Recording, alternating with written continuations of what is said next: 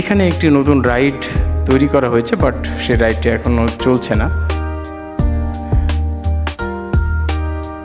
গাছ দিয়ে বেশ কিছু চমৎকার চমৎকার কিছু ভাস্কর্যের মতো অবকাঠামো তৈরি করা হয়েছে ভিতরে। বিভিন্ন জায়গায় আমি ঘুরতে ফিরতে সেগুলো দেখেছি, আমার চোখে পড়েছে এখানে।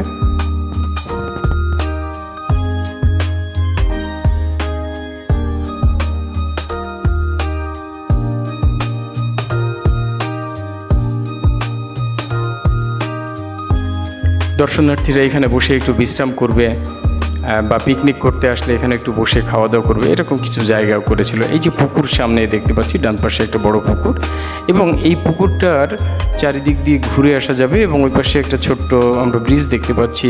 এগুলো সবই ঘুরে বেড়ানোর জন্য। তো আমার মনে হয় যদি ছায়া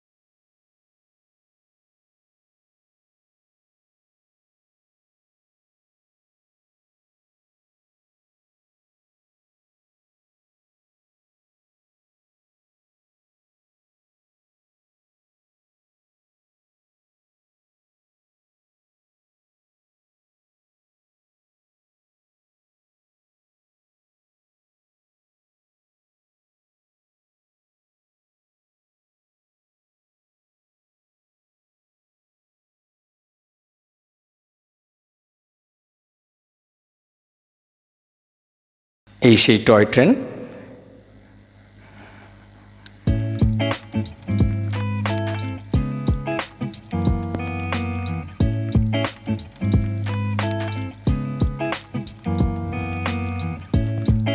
এখানে যদি পর্যাপ্ত এখন দর্শনার্থী থাকতো, টয় ট্রেনটি যদি ঝিকঝিক করে চলতে থাকতো, তাহলে আমার মনে হয় জায়গাটি আরও বেশি ভালো লাগার মতো একটি জায়গা তৈরি হতে পারত।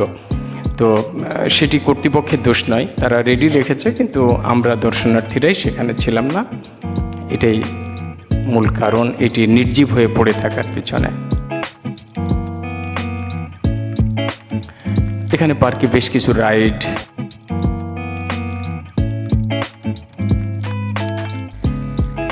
যাই হোক, ছোট্ট পরিসরে এই ছিল আমার Pabna Rana eco resort and park ভ্রমণের গল্প।